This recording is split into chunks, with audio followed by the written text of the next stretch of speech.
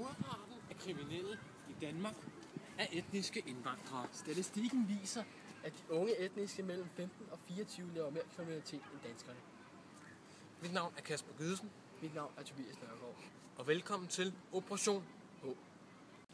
Vi vil undersøge, hvad for noget kriminalitet de laver, Hvorfor de laver det, hvilken generation det er, der laver det, og om det har noget med kulturen og baggrund at gøre. Som statistikkerne viser her, så står der faktisk, hvis jeg lige har lov at citere, om man hedder Jakob eller Yasin, har betydningen for kriminalitetsmønstret i Danmark. Unge indvandrere er markant mere kriminelle end danske unge, når det handler om tyveri og andre berigelsesforbrydelser.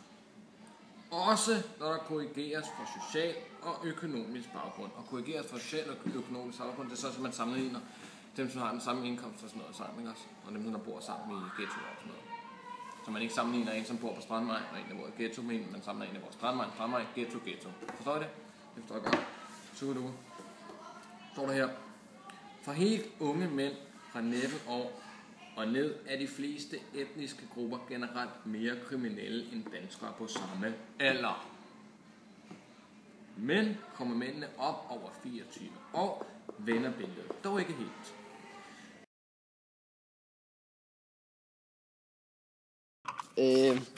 Efter din erfaring, hvem laver så mest kriminalitet? Danskere eller indvandrere? Det er svært at sige sådan umiddelbart. Men hvis vi skal jo sammenligne det med antal indvandrere i Danmark og antal med dansk baggrund. Ja. Ja. Og så er der flere med indvandrerbaggrund, der laver kriminalitet end danskere. Okay. Så er der flere procent. Hvem laver mest groft kriminalitet? Det gør indvandrere også. Okay. Er der forskel på hvilken type kriminalitet, om man er indvandrer eller dansker? Der hvor man så kan se en stor forskel, det er den personfarlige kriminalitet. Altså der, hvor vi har vold, gaderøverier. Yes. Ja. Hvilken aldersgruppe inden for indvandrere begår mest kriminalitet? Det kan jeg ikke sige. Men det er jo ligesom med alle mulige andre. Det er sådan, det starter ved 16-17 års alderen, og så topper det der sådan sidst i 20'erne. Ja. Og så daler det igen. Hvad er deres baggrund? Hvordan baggrund? Altså, Hvordan kan det være, at det er indvandrerne, som der laver mere kriminalitet end danskerne? Ja.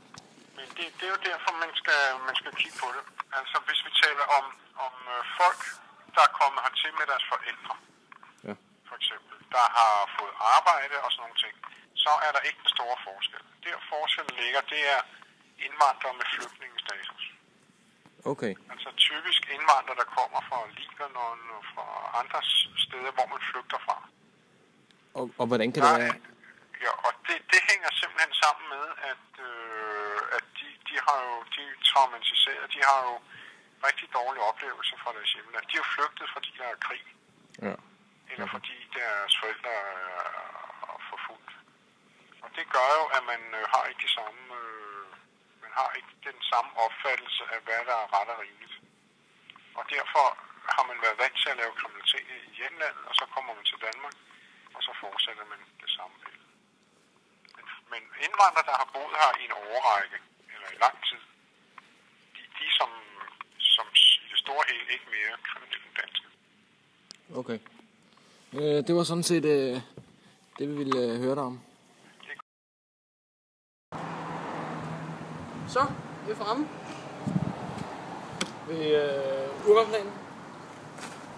Vi er fremme, fordi at, der er mange myter om Urbanplanen, om at det er, hvor alle banditterne holder til. Vi skal deres akademi. Vi skal se om de myter, de passer. Nino ser det meget godt ud. Meget fredeligt, stille og roligt. Så kan vi lige filme en gang rundt. Det er en flot legeplads her om. Flot legeplads, det er lækkert. Så vi er Der er Mads, han sidder her. Ja. Så vi er spændt på, om det her kvarter virkelig er så slemt, som folk går og tror. Hvis I følger med? Ja. Bare bliv med at filme. Det har jeg sgu da også tænkt. Hvis vi går til herover i opgang 92, og kigger op. De kigger op. Ja. Vi går videre. Vi får allerede første tegn på, at der bor sådan nogle herude. Ja. Der er ikke så meget til det. Så den er rigtig nok. Se, så er der ikke noget ballade lige nu. Der er selvfølgelig så nogle små bare leger, det er rigtig fint. Det kan hurtigt blive til en bombe. Hvis vi går over Hvordan er det at bo her i Urbanplanen? Det er sådan set altid. Det er fint. Ja. Vil du kategorisere Urbanplanen som en ghetto? Ja, nej. Ja, nej. Kan du forklare det? Ja, det er på grund af, at om aftenen, så er der en anden lov. Så som dagen er det fint? Eller? Altid. Og også mellem indbyrdes. Ja. Og det er som om, der kommer nogle andre udefra. Okay. Sammen med det mulige. Altså, det er jo remisevæggen og så her. Altså, Urbanplanen, ikke? Det her, det er... Vi kalder os ikke det her for at høre på, ikke? Og så er det... Okay. Det andet, det er Urbanplanen, ikke? Hvordan reagerer folk, når du siger, at du bor i Urbanplanen? Jeg siger, at jeg kommer fra Urban eller Høreholm. Okay, så du siger ikke, at du bor i Urbanplanen? Nej, det gør jeg ikke. Okay. Nu siger du selv, at noget med, at miljøet om aftenen, det godt kan være lidt barsk. Er det danskere, eller er det indvandrere, eller er det blandet? Det er etnisk. Det er indvandrere? Ja. Okay. Har du Men boet... ikke... Altså, det er kun nogle små grupper. Okay. Ja, ikke noget voldsomt. Nej.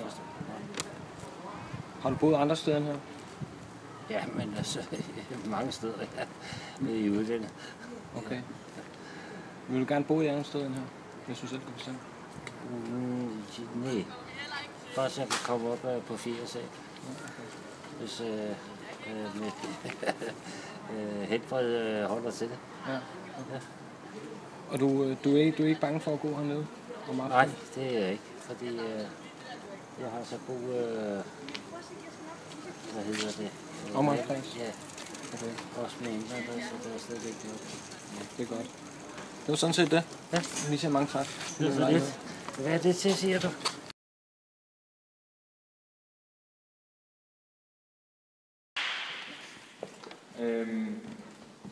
Synes du, det danske samfund gør nok for at hjælpe jer indvandrere? Ja, det gør det jo.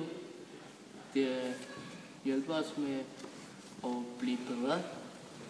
Det hjælper os i skolerne med at komme videre, hvor de gør tosproget, hvis de giver tosproget undervisning og sådan noget, hvor vi får det bedre. Ellers giver de os ekstra hjælp med skole. Det giver de også til de andre, men vi får også lidt mere hjælp, på grund af vi er tosproget. Vi får sådan nogle hjælp, hvor de kommer i dansktimerne, der kommer støttelærer til og sådan noget. Ja. Hvis man har en anden etnisk baggrund. Okay. Ja. Og så samfundet, det har også givet os lov til at lave moskéer og sådan noget i Danmark. Ja. Altså, det ytringsfrihed, det synes jeg også er godt, fordi så kan vi også have vores tro her. Nu når vi har det med ytringsfrihed, så blev du krænket, da ham med Manef, var det... Mohammed. Ja, han lavede de der Mohammed-tegninger. Hvad? Følte du dig krænket der? Det kan jeg faktisk ikke udtale mig om det, det er jo min profil, jeg vil blive sur, men jeg ved jo ikke så meget om ham, så jeg har ikke på en måde min ret til at gå hen og blive sur på, når jeg kan ved noget selv. Jeg skal vide før jeg kan sige noget. Okay. Det var det. Vi ses, homie! Vi siger tak til Ibra. Tak for interviewet.